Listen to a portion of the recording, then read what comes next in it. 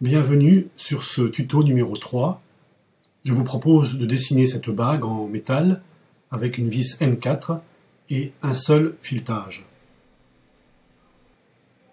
Commençons par choisir le trait, ce sera un trait fort pour nos allésages.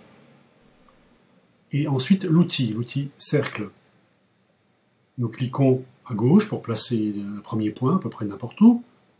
Et sur la ligne de commande, nous entrons le rayon 6,5. Enter. C'est un peu petit, on agrandit pour se mettre à l'aise, pour dessiner à peu près à l'échelle 1, et on se replace. On recommence, on reprend l'outil cercle, on se met sur le milieu par l'aimantation, et on étire, on entre cette fois un rayon de 10, et l'on fait Enter. On remet en position avec la molette de la souris. J'ai l'habitude de tracer des lignes de symétrie, alors on prend un trait d'axe, on n'oublie pas de prendre l'outil ligne, on se met au centre, et on va vers le haut, vers le bas, on clique gauche, voilà, c'est installé, on fait échappement. Vous remarquez que l'axe de symétrie a une drôle de tête, on va modifier un peu son apparence, alors on clique gauche, clic droit, on ouvre le tableau, on clique sur propriétés, et en haut, nous modifions la valeur 1, nous allons placer une valeur de 0,2, on fait Enter, 2 fois échappement pour quitter, et vous voyez notre ligne de symétrie est maintenant correcte. Nous reprenons l'outil ligne et nous faisons l'axe de symétrie horizontal sur le même principe. Alors, parfois ça n'accroche pas, alors on insiste un peu. Voilà, ça y est, ça prend. On clique ici à gauche de ce côté-là, on trouve une dimension, voilà, c'est fait. Maintenant, on va dessiner en prenant l'outil de ligne la vue de gauche que l'on met à droite. Alors on s'aimante sur le haut. On clique à peu près où on veut, là-haut, et ici en largeur, on entre au clavier la valeur de 12 mm. On descend, là, eh bien, il faudrait s'attacher sur le diamètre inférieur, donc on va le prendre comme ça, sans le prendre, mais on dit à la machine qu'on veut aller là, donc elle nous aide, et là c'est pareil, elle nous aide, on prend ce point-là, et on referme notre vue de gauche. On va dessiner les arêtes intérieures, donc qui sont en pointillé. On a pris le pointillé, notre outil ligne, mais là vous voyez, on n'a pas d'aimantation. C'est bien dommage. Eh bien, c'est pas grave, on va se débrouiller sans. On coupe de chaque côté. Et là, on va utiliser l'outil de modification de dessin qui s'appelle fractionner au point. Alors on clique pour le prendre et on sélectionne l'entité. Ensuite, on nous demande d'aller à un endroit pour couper, ben on va là. Et vous voyez, ce petit bout-là est maintenant séparé virtuellement. Là, on l'a sélectionné et on le supprime en faisant supprimer. On reprend notre outil, on resélectionne l'entité, et on fractionne ici. À nouveau, ça s'est séparé en deux, on sélectionne, clic gauche, et on supprime. On a à nouveau un problème d'apparence, donc clic gauche, clic droit pour ouvrir le tableau, on ouvre les propriétés, on va dans la valeur 1 qu'on modifie et on met 0,05, Enter, 2 fois échappement, et vous voyez notre pointillé cette fois a une figure normale. On le sélectionne pour l'installer en bas. Pour ça, on utilise l'outil symétrie.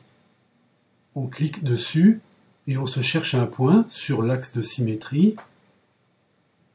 Avec la souris, on manœuvre, on regarde comment on peut l'installer, et une fois que c'est bon, on clique gauche, il y a une petite bizarrerie, ça disparaît. En bas, il est posé une question étrange, supprimer les entités excludes, vous faites non et Enter.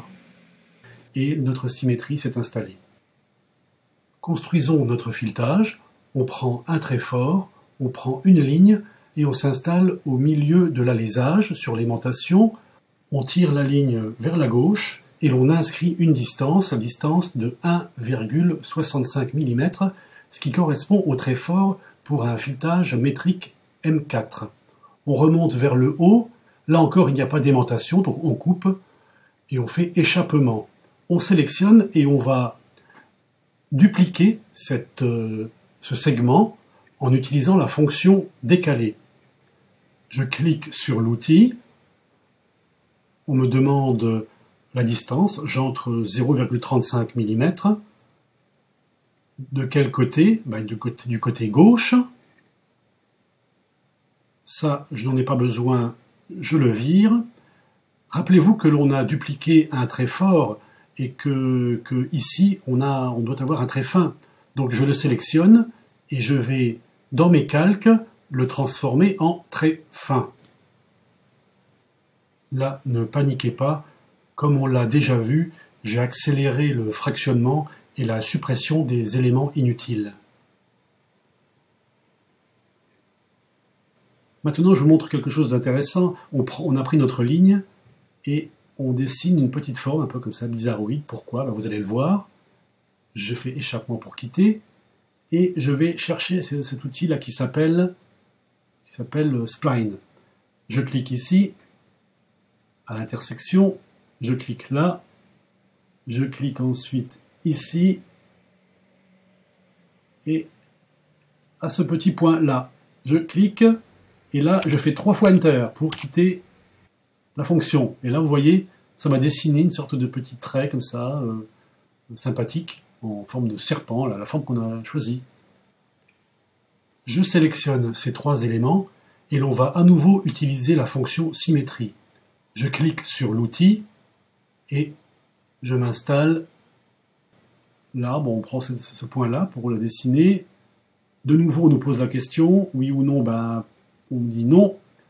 La symétrie s'est installée et là, maintenant, on entre les hachures. Les hachures nous conviennent, on spécifie les points. On choisit cette zone-là. On fait Enter et on prévisualise. C'est bien, mais c'est pas encore ça. On va modifier une valeur, la valeur de l'échelle. On prend 0,25. On prévisualise. Là, ça nous convient. On nous pose une question, échappement pour revenir ou bien clic droit pour accepter les hachures. On fait clic droit, on accepte.